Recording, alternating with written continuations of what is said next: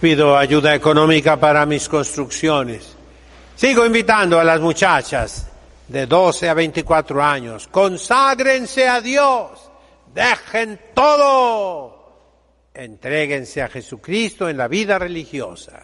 Comuníquense con nosotros. Dios nos ha preparado a cada uno de nosotros la mejor época para desarrollarnos, para santificarnos, para, como dice el Evangelio, ganarnos la vida eterna. Pero Padre, esta es una época terrible.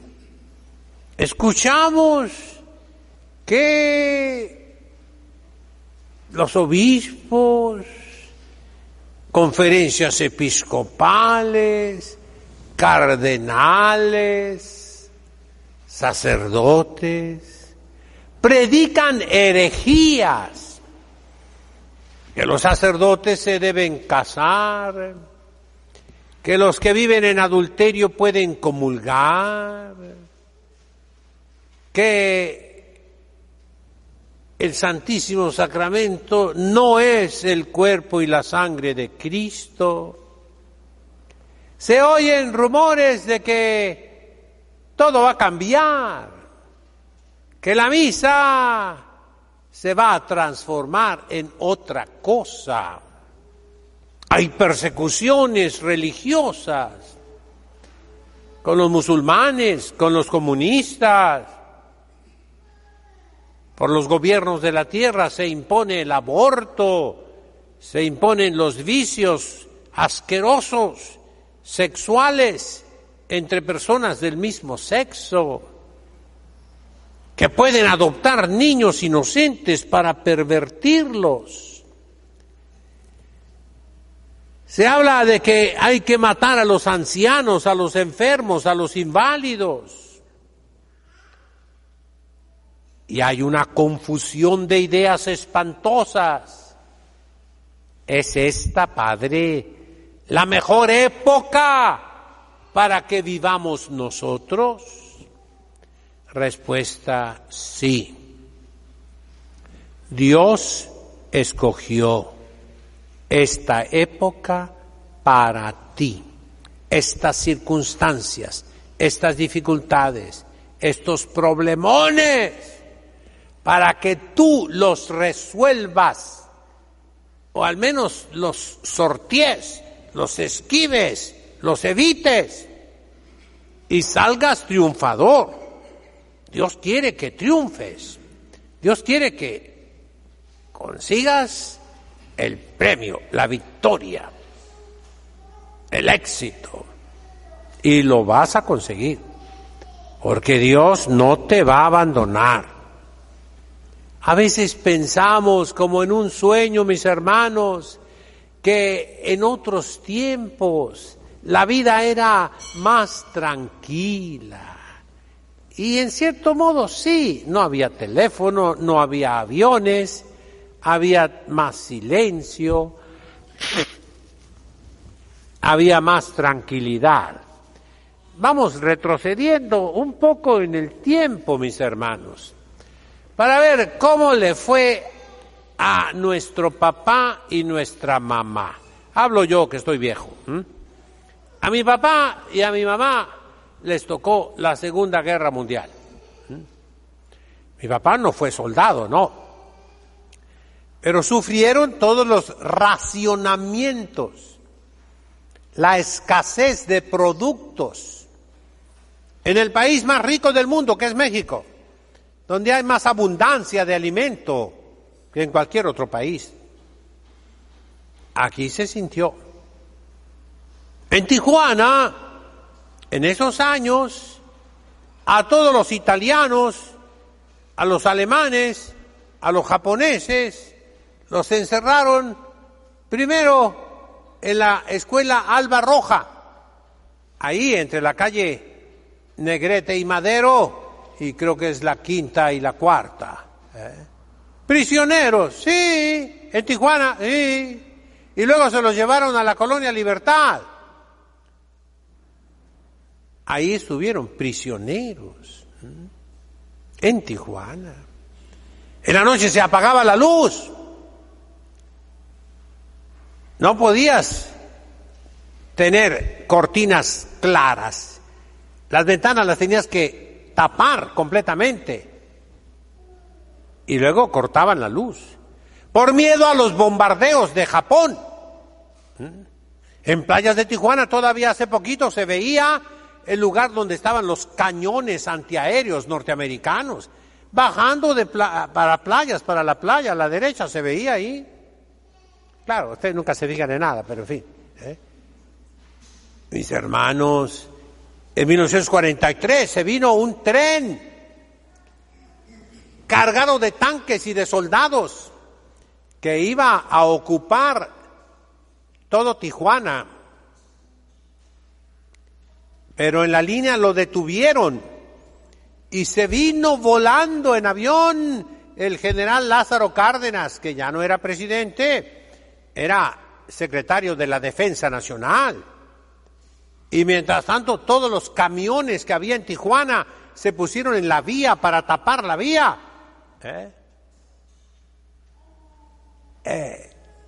Era también otra época, Vámonos a la época de mis abuelitos. En México estaba la guerra cristiera, la persecución religiosa. Si te encontraban un rosario, te mataban. Las iglesias transformadas en establos con los caballos aquí dentro. Las imágenes todas despedazadas. Vámonos más atrás, la época de mis bisabuelos. Es la época de Benito Juárez. Guerras terribles, armas americanas en todo el territorio nacional, matazón por todas partes. Vamos a la época de mis tatarabuelos en México. ¿Qué había? Las guerras de independencia, otras carnicerías espantosas de mexicanos contra mexicanos. Y así cada época tiene sus propios retos, problemas, dificultades. Padre, yo soy norteamericano. Norteamericano también tener problemas, Y peores todavía, Hace una generación, la guerra de Vietnam. Yo tuve muchos compañeros míos que se emigraron y los mandaron a Vietnam. Regresaron todos drogadictos, todos nerviosos, todos inútiles para toda la vida. La generación anterior, soldados en la Segunda Guerra Mundial. Murieron muchísimos. Vayan a los cementerios militares. Un ejemplo pequeño es la misión de Santa Isabel. Aquí cerquitas. Crucen la frontera, agarren el freeway número 8. Hacia el este, y se bajan allí en Viejas. No conocen, ¿verdad? No, es un casino. Por ahí se entra rumbo a Cuyamaca. Y ahí hay una misión chiquita de los padres franciscanos de aquel tiempo, Santa Isabel. Hay una panadería muy famosa, muy rico el pan. Ahí está el cementerio de los indios, sí.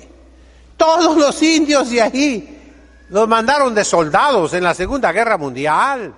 Yo conocí uno, era un gigantote, el señor Carmelo, oyeron hablar, ¿no? Un gigante más alto que yo, tanto así, fuerte, macizo.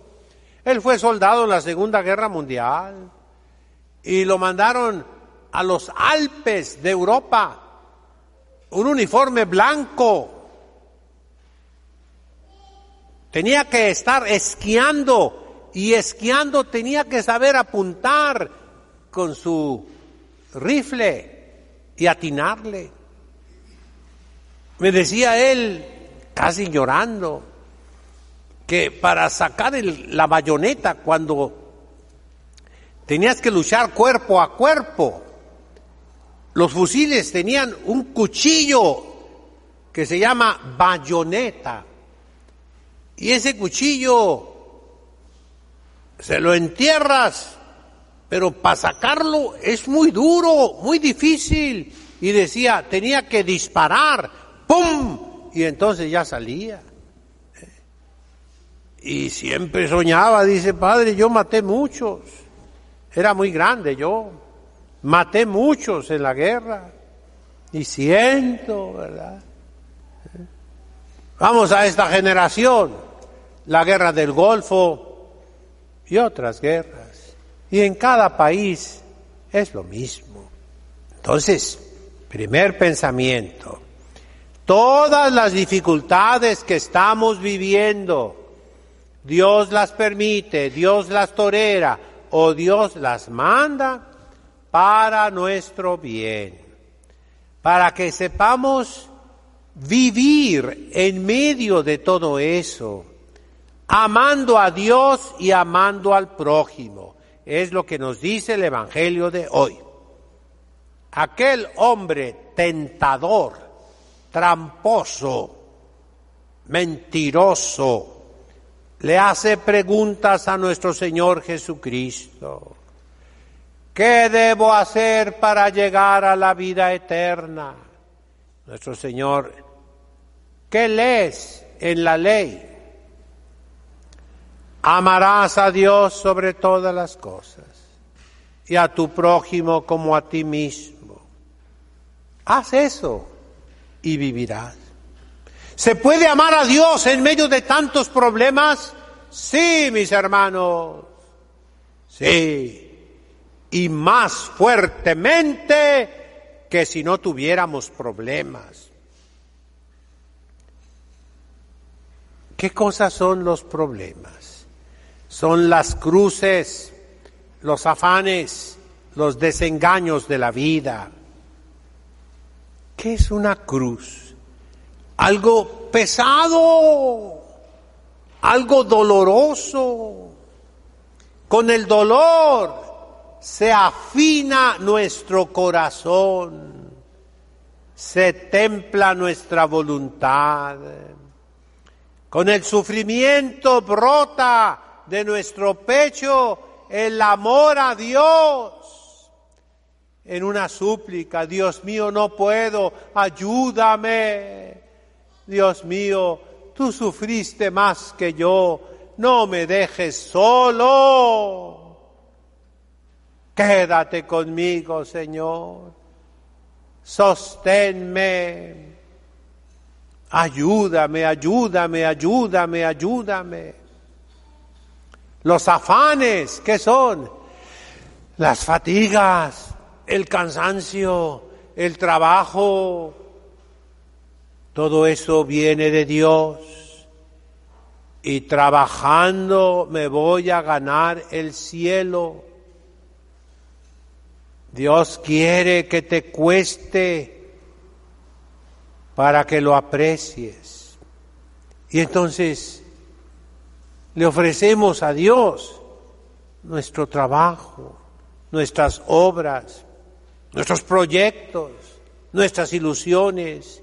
Y eso nos proyecta, nos avienta, nos empuja hacia el cielo. Los desengaños, qué duro es.